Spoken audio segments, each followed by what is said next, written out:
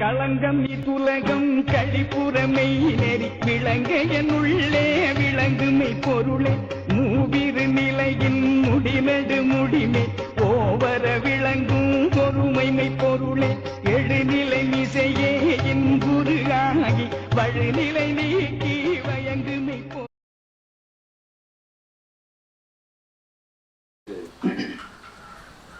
திருமதி இலந்தை பழனிசாமி சித்த மருத்துவ கல்வியியல் அமைப்பை மிக சிறப்பாக சென்னையில் நடத்தி வருகின்றவர். சித்த மருத்துவத்தை தமிழ்நாட்டிற்கு மிக அருமையாக நேர்த்தியாக இளம் பிள்ளைகள் கல்வியாளர்களை கொண்டும் மருத்துவம் பயில்கின்ற பெரியவர்கள் உட்படவும் சமூகத்திற்கு பதிவாக எடுத்துச் செல்கின்ற ஐயா அவர்கள். இங்கே வருகை தந்திருக்கக்கூடிய அனைவருக்கும் என்னுடைய நன்றியை தெரிவித்துக் கொள்கிறேன். திரு காசி பிச்சை அவர்களுக்கும் எனக்கும் எப்படி அறிமுகம் ஏற்பட்டது என்பதிலிருந்து தொடங்கி இங்கே வந்திருக்கக்கூடிய அனைவரும் ஒவ்வொரு அனுபவத்தை நீங்கள் பகிர்ந்து கொண்டே வரீங்க. அந்த வகையில் சில நுட்பமான அவரை பற்றி தெரியாத விஷயங்களை இங்கே பதிவு செய்யணும் அப்படின்னு நினைக்கிறேன். என்னுடைய மருத்துவ பயணத்தில் தான் அவரை நான் கண்டடைகிறேன். இங்கே வரும்போது அவர் முதிர்ந்த ஒரு மருத்துவ நிலையில் இருக்கிறார்.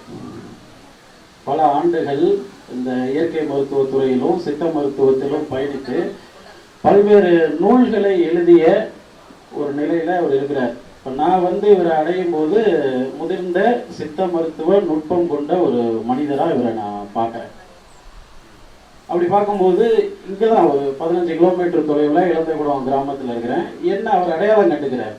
என்னுடைய பயணத்தை முதல் சந்திப்பிலேயே அவர் புரிஞ்சுக்கிட்டு ஊக்கப்படுத்துவது முதல் தொடங்கி எனக்கு வழிகாட்டல் பல இடங்களில் செய்திருக்கிறார். மறக்க முடியாத, என்னுடைய வாழ்நாளில் மறக்க முடியாத ஒரு மனிதர். எனக்கு நூல்கள் படிக்கிறதுல எப்போதுமே ஒரு ஆர்வம், ஆனந்தம். அதுலேயும் குறிப்பாக பார்த்தீங்கன்னா மருத்துவம் சார்ந்த நூல்களை தேடி தேடி பயணிக்கிறதுல எனக்கு விருப்பம். அந்த வகையில் நான் தமிழ்நாடு முழுக்க பல அறிஞர்கள், சான்றோர்களை தேடி பயணித்த ஒரு ஆள். அவர்களுடைய நூல்கள் எல்லாம் வாங்கி நான் படிக்கிறேன். இங்கே பக்கத்தில் 15 கிலோமீட்டரில் ஒருத்தர் இருக்கார் அப்படின்னு அறிமுகம் கேள்விப்பட்டு இவர் எழுதின நூல்களை இங்கேயே அவர்கிட்டயே உட்காந்து பார்க்குறேன். எல்லா நூல்களையும் அது வரைக்கும் நான் அங்கங்கே அப்படி ஒரு நூல் வாங்கிக்கிட்டு இருந்த ஆள் தான். இங்கே இவரை சந்தித்த உடனே அவருடைய எல்லா நூல்களையும் மொத்தமாக வந்த அன்றே நான் வாங்கிட்டு போகிறேன். அதுதான் முதல் சந்திப்பு. என்னுடைய வாழ்நாளில் ஆயிரக்கணக்கான நூல்கள் நான் வாசித்திருக்கிறேன், படித்திருக்கிறேன். முதலாக ஒரு மனிதர் எழுதிய நூல்களில் 10-15 நூல்கள் நான் வாங்கிட்டு போகிறது இந்த இடம்தான். பழைய காலத்து படங்கள்லையும் இவருடைய நூல்களையும் தான் பார்க்க முடியும். குறைந்தபட்சம் ஆயிரக்கணக்கான நூல்கள் படித்த அனுபவம் எனக்கு உண்டு. அந்த வகையில் ஐயாவுடைய நூல்கள் நான் முதன்மையாக சொல்லுவேன். கிராமங்களை பற்றியும், கிராமங்கள் எப்படி இருந்தது, அங்கே இருக்கிற வைத்திய முறைகள், மருத்துவ முறைகள் எப்படி இருந்தது அப்படின்னா எனக்கு முதல்ல ஞாபகம் வரக்கூடிய ஒரு மனிதர் திரு காசி பிச்சை ஐயா தான். இதுதான் அறிமுகம் இப்படி நடந்தது. அதற்கப்புறம் அவருடைய மாணவராகவே நான் மாறிட்டேன். மனதளவில் நான் அவருடைய மாணவர். அப்படிதான் இறுதி வரைக்கும் இன்றும் இருக்கிறேன், இனிமேல் இருக்க போகிறேன். அந்த வகையில் நமக்கு நிறைய பொறுப்பு இருக்குது. அவர்கிட்ட மாணவராக சேர்ந்த நான் இன்னைக்கு வர்மக்கலை, நாடி பார்க்கறது, இது போன்ற அனுபவங்களை, மருந்து செய்கிற போன்ற அனுபவங்களை நான் பிறருக்கு சொல்லித்தரேன். அப்படி நான் நடத்துகிற வகுப்புகளில் ஐயாவை பற்றி நான் பேசாத வகுப்புகள் இருக்காது. எல்லா வகுப்புலையுமே புதிய மனிதர்களை சந்திக்கும் போது காசி பிச்சை என்ற ஒரு மனிதரை நான் பேசிட்டு தான் அந்த வகுப்புக்குள்ளேயே போகிறேன் அப்படிங்கிறது உண்மை. சும்மா இந்த இடத்துக்காக, பெருமைக்காக சொல்லலை. அது மட்டும் இல்லாமல் தங்க சண்முக சுந்தர ஐயா வந்த உடனே கேட்டார். அவர் இங்கே சொல்லுவார்னு பார்த்தேன், ஆனால் எதுக்கு கேட்டாருன்னு தெரியல.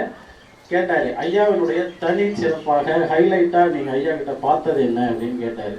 நோயறிதலில் இருக்கிற நுட்பம். இப்போ இந்த இல்லத்துக்கு தான் நான் வருவேன். அங்கே உட்காந்துருப்பார் உள்ளார. நோயாளிகள் வருவாங்க. ஏன்னா நான் பார்த்த அந்த தருணமெல்லாம் அவர் ஒரு முதிர்ந்த மருத்துவர். இந்த மாதிரி சான்றோர்களுக்கு அவரை தெரியுமே தவிர வெகுஜன பொதுமக்களுக்கு அவரை தெரியறதுக்கு வாய்ப்பு குறைவாக தான் இருந்தது. நோய் அறிதல்ல அவர் அடிச்சுக்கிறதுக்கு ஆள் இல்லை. ஒரு ஆள் வந்து அப்படி உட்கார்ந்தாங்கன்னா பார்த்துருவார்.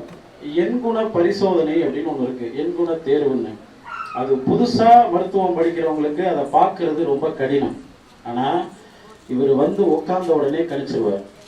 வந்து உட்கார்ந்த 5 நிமிடத்துல அவங்கள விசாரித்து பார்த்து இதனால்தான் இந்த நோய் இவர்களுக்கு வந்திருக்கு அப்படிங்கிறத 5 நிமிஷத்துல சொல்லிடுவார். இப்படி சொல்றதுக்கு ஆள் கிடையாது. நாடி பார்த்துட்டு சொல்லிடுவார். அவங்க போனதுக்கு அப்புறம் அவங்க கிட்ட நான் ஏதாவது கேட்க மறந்துட்டேனா அப்படின்னு என்கிட்ட கேட்பாரு.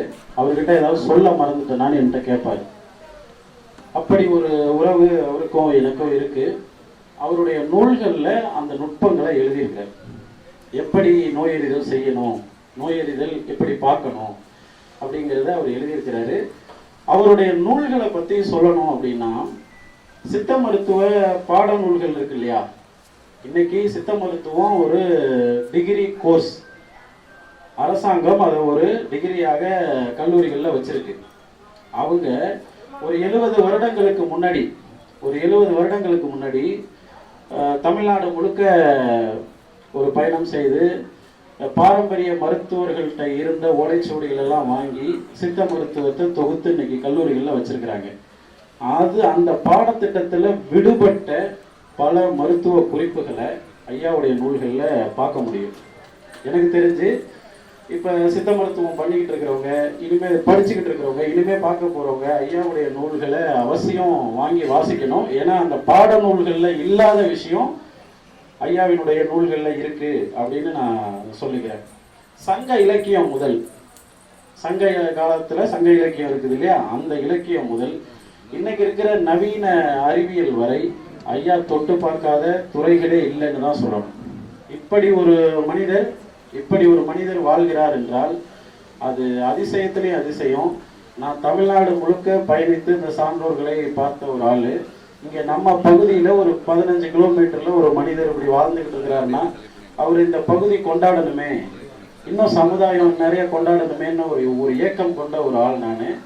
அவரே சொல்லுவார், கோயம்புத்தூர் பக்கம், திருப்பூர் பக்கம், ஈரோடு பக்கம்லாம் இருந்திருந்தா என்னுடைய நூல்களுக்கு இன்னும் வரவேற்பு கிடைச்சிருக்கும், வெகுஜன மக்களுக்கு நான் தெரிஞ்சிருப்பேன் அப்படிலாம் சொல்லுவார். இன்னும் அவர் இருந்திருந்தா நிறைய செஞ்சிருக்கலாம். அவருடைய நூல்களையும் அதில் இருக்கிற கருத்துக்களையும் என்னால் முடிந்த அளவுக்கு கொண்டுட்டு செல்வேன் அப்படிங்கிறத இந்த இடத்துல சொல்லிக்கிறேன். சென்னையில் ஒரு சித்த மருத்துவ கருத்தரங்கம் ஒன்று ஏற்பாடு செஞ்சுட்டு இருக்கிறோம். மாபெரும் சித்த மருத்துவ கருத்தரங்கம். நிறைய ஆளுமைகள் அதில் வந்து பங்கேற்று பேச போகிறாங்க. அந்த கூட்டத்தில் ஐயாவின் நினைவை கூறி அந்த நிகழ்ச்சியை தொடங்கலாம் அப்படின்னு நான் திட்டமிட்டிருக்கிறேன். இந்த நினைவேந்தல் அப்படிங்கிற ஒரு விஷயத்தை எப்படி பார்க்கணும் அப்படின்னா, அவருடைய நினைவுகளை தக்க வைக்கிறது தான் நம்மளுடைய வேலையா இருக்கணும். பல அனுபவங்களை இவ்வளவு பேருக்கு கொடுத்துட்டு போயிருக்கிறாரு. அவரோட பல அனுபவங்கள் நமக்கும் இருக்கு, உங்களுக்கும் இருக்கு. அதனால அவருடைய நினைவுகளை தக்க வைக்க வேண்டும் அப்படின்னு நான் இந்த இடத்துல ஒரு உறுதி ஏற்கிறேன். நீங்களும் அப்படி ஏற்றுக்குங்க. அவருடைய நினைவுகளை தக்க வைக்கிறதுக்கு பல சான்றுகள் இருக்கு. அதுக்காக நம்ம உருவச்சிலையும் வச்சிருக்கிறோம், அவருடைய நூல்களும் இருக்கு. கருத்தளவில் அவருடைய நினைவுகள் எல்லாமே இங்கே நிலைத்து நிற்கும். அதற்கான வேலைகளை நானும் செய்வேன் அப்படின்னு கூறுகிறேன். இன்னும் பகிர்ந்துக்கிறதுக்கு நிறைய செய்திகள் இருக்கு, அதெல்லாம் செயலில் காட்டணும் அப்படின்னு நான் நினைக்கிறேன். இந்த நிகழ்வை இப்படி ஒருங்கிணைச்சதுக்கு அவர்களுடைய குடும்பத்தார்களுக்கும் சான்றோர்களுக்கும் நன்றி. சித்தர் ஐயா அவர்களுக்கும், ஆடுதுறை சங்க ஐயா அவர்களுக்கும், காரைக்காலில் பள்ளி நடத்தக்கூடிய ஐயா அவர்களுக்கும், தங்க சண்முக சுந்தரம், இவங்கெல்லாம் என்னுடைய வழிகாட்டி. எல்லாருக்கும் நன்றி. மழலையின் தேன்மொழி செவியுறும் போதும் மாண்டவர் எம்முடன் வாழ்ந்திடக்கூடும்.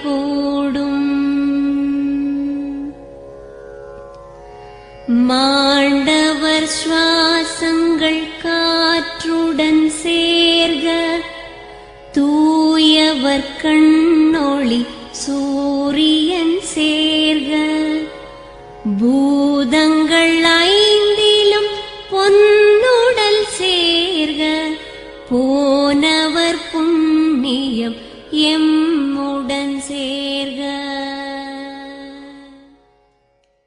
சித்தர்கள் மறைத்து வைத்த மருத்துவ ரகசியங்கள். எல்லாருக்கும் கிடைக்காத ஒரு பாரம்பரிய கலை. ஆனா தமிழர் பாரம்பரிய மருத்துவ கலையில் ஆர்வம் இருக்கிறவங்க, இயற்கை வழி சிகிச்சை முறைகளை கத்துக்கணும்னு நினைக்கிறவங்க, ஒரு ப்ரொஃபஷனல் பர்மா தெரபிஸ்டாக உருவாக ஆசைப்படுறவங்க, சித்தா, ஆயுர்வேதா, BNYS, BHMS போன்ற மெடிக்கல் ஃபீல்ட் டிகிரி முடிச்சு தங்களோட பிராக்டிக்கல் நாலேஜை இன்னும் மேம்படுத்த நினைக்கிறவங்க, அவங்களுக்காக தான் இந்த அழைப்பு. அரியலூரின் புகழ்பெற்ற பாரம்பரிய மருத்துவ மரபில் பர்மா ஆசான் ஹீலர் பழனிசாமி அவர்களின் நேரடி ட்ரைனிங் அண்ட் கைடன்ஸ்ல சித்தரியல் குருகுலத்தில் சித்தா பர்மா ட்ரைனிங்க்கு அட்மிஷன்ஸ் ஓபன் ஆயிருக்கு. 15 வருடம் அனுபவத்தோடு சித்த மருத்துவம், பர்மம், சைக்காலஜி, தொக்கணம், நாடி பரிசோதனை, பிரீதிங் மெத்தட், சித்த மருந்து தயாரிப்பு வரை பல பாரம்பரிய சிகிச்சை முறைகளை ஹேண்ட்ஸ் ஆன் பிராக்டிகலா கத்துக் கொடுக்கிறோம். மேலும் ஓலைச்சுவடி, கல்வெட்டு, தொல்லியல் சான்றுகளோடு பாரம்பரிய மருத்துவ அறிவுகளையும் மாணவர்களுக்கு சொல்லி தருகிறோம். இங்கு தியரி விட பிராக்டிகல் ட்ரைனிங் தான் இம்பார்ட்டன்ஸ் அதிகம். ஏற்கனவே பல மாணவர்கள் இந்த கலையை கற்று சக்சஸ்ஃபுல் பர்மா தெரபிஸ்டா பிராக்டிஸ் பண்ணிட்டு இருக்காங்க. சிலர் தனியாக கிளினிக் ஆரம்பிச்சு நல்ல வருமானமும் சம்பாதிக்கிறாங்க. Online and offline classes available. Training fees monthly just 6,000 only. Seats ரொம்ப லிமிடெட். இன்னைக்கே உங்க சீட்டை ரிசர்வ் பண்ணுங்க. கால் now 63828 57668.